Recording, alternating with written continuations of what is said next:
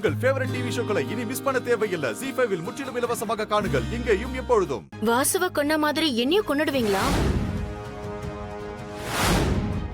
இல்ல வீட்ல வந்து பிரச்சனை பண்றேன்னு போலீஸ் கம்ப்ளைண்ட் கொடுப்பீங்களா? போலீஸ்க்கு போனீங்கன்னா என்ன நடந்துச்சுன்னு என்கிட்ட விசாரிப்பாங்க. நானும் நம்ம வாழ்க்கையில நடந்த எல்லாத்தையும் சொல்ல வேண்டியதா இருக்கும். அப்புறம் அக்யூஸ் நம்பர் 1ல நீங்களும், அக்யூஸ் நம்பர் 2ல உங்க அம்மாவும் அரெஸ்ட் ஆவீங்க. எங்க அப்பாலாம் அதுக்கப்புறம் தான். அப்புறம் இன்னும் சொல்ல போனா அக்யூஸ் நம்பர் 3 பாரதியா கூட இருக்கலாம். ஏன்னா புருஷன் ஆக்சிடென்ட்ல சாகல, கொலை பண்ணிதான் செத்தான்னு தெரிஞ்சும் ஏன் இன்னும் கம்ப்ளைண்ட் கொடுக்கலன்னு, ஏன் இவன் கூட இன்னும் வாழ்ந்துட்டு இருக்கேன்னு போலீஸ் கேட்பாங்க மாமா.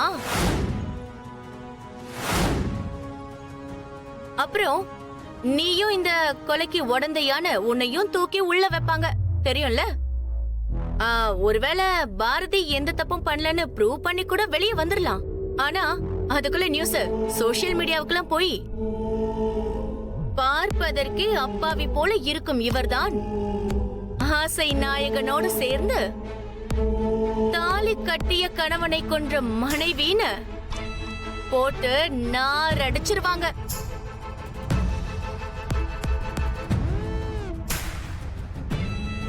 இப்ப நீ வெளிய போகல, அதே சோசியல் மீடியால நீ செத்துட்டேங்கிற நியூஸ் வரும், நான் உன்னை கொன்னுட்டேங்கிற நியூஸும் சேர்ந்து வரும்.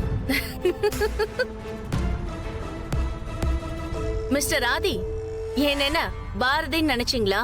என்ன அவ்வளவு ஈஸியா மிரட்டுறீங்க? என்ன மாமா, நான் யாருன்னு மறந்துடுச்சா? சரி விடுங்க. இனிமே உங்க கூட சண்டை போடவோ இல்ல உங்க 2 பேரையும் பிரிக்கவோ எனக்கு ஐடியாவே இல்ல.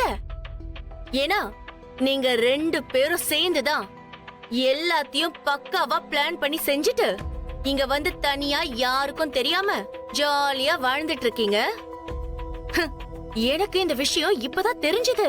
சோ இனிமே உங்க 2 பேரையும் பிரிக்கிறது ரொம்ப கஷ்டம். சரி பாரதி, அப்ப நான் கிளம்புறேன்.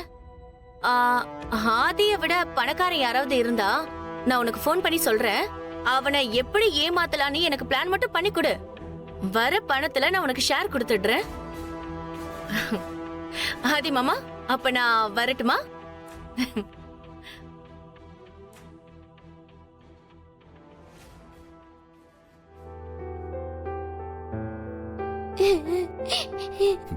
பாரதி, அவளை யாரோ பிளான் பண்ணிங்க வர வச்சிருக்காங்க. நீங்க தேவையில்லாம டென்ஷன் ஆகாதீங்க. பாரதி,